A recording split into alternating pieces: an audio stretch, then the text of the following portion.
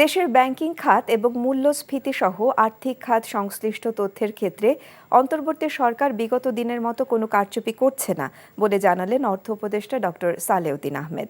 সকালে সিরডাপ মিলনায়তনে ব্যাংকিং অ্যালামনাক গ্রন্থের প্রকাশনা অনুষ্ঠানে তিনি একথা জানান। অর্থ উপদেষ্টা বলেন, গত 15 বছর ধরে আর্থিক খাতের অনেক ভুল তথ্য দিয়ে এক ধরনের তথ্য বিভ্রাট তৈরি করা হয়েছে। অন্তর্বর্তী সরকার কোনো তথ্য লুকিয়ে রাখতে চায় না বলেও জানান তিনি।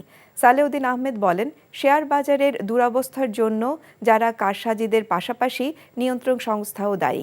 এছাড়া ব্যাংক ও আর্থিক খাতে সংস্কারকে এগিয়ে নেওয়া হচ্ছে বলেও জানান তিনি।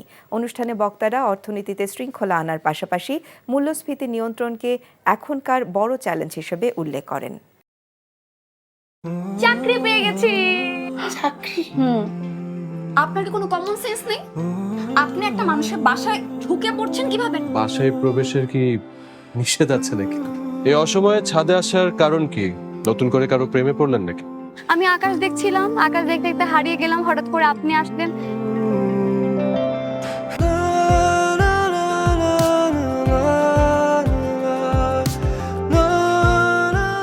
তুমি এখানে কেন?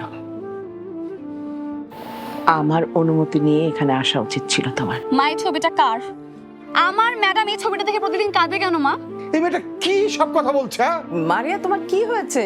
আজ এত বছর পর কি শাস্তি দিব আপনাকে বলেন তো?